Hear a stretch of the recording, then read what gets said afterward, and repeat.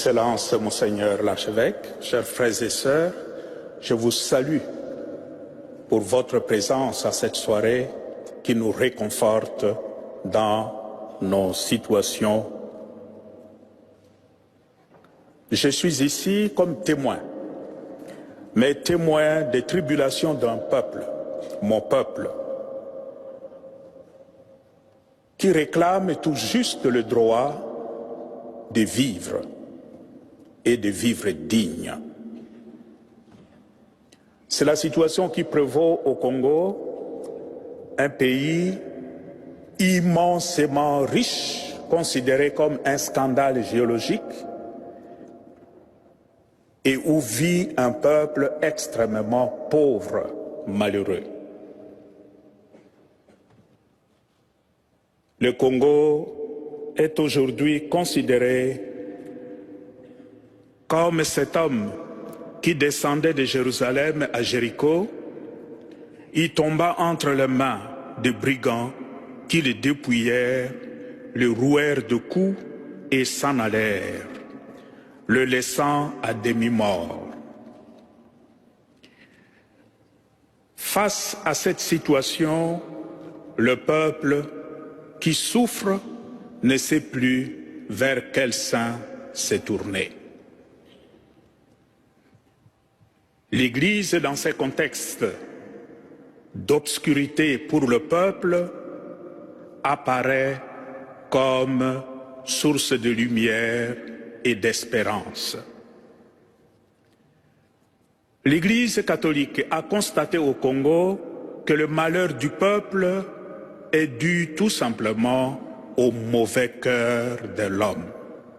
Ceux qui nous dirigent, qui sont au service des grandes puissances, des grandes compagnies minières de par le monde, se comportent vraiment comme des prédateurs. L'Église a choisi de se mettre du côté de son peuple pour panser ses plaies. C'est ainsi que l'Église catholique au Congo gère plus ou moins 50% des infrastructures éducationnelles et sanitaires. Sur le plan sociopolitique, c'est encore l'Église catholique qui a aidé, qui a accompagné la classe politique à trouver un accord, dit l'accord de la Saint-Sylvestre, et qui a rendu possible les élections qui viennent de se passer.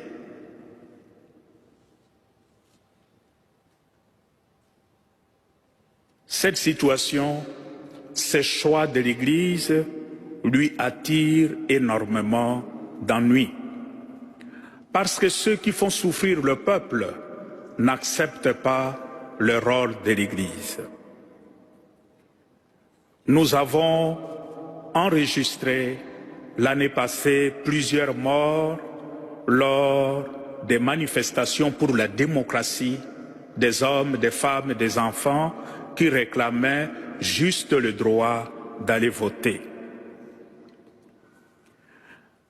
L'attitude de l'Église est motivée par cette conviction que la foi est d'abord un engagement, et un engagement aux côtés de ceux qui souffrent, aux côtés de ceux qui sont déconsidérés, aux côtés de ceux qui crient leur détresse vers le Seigneur.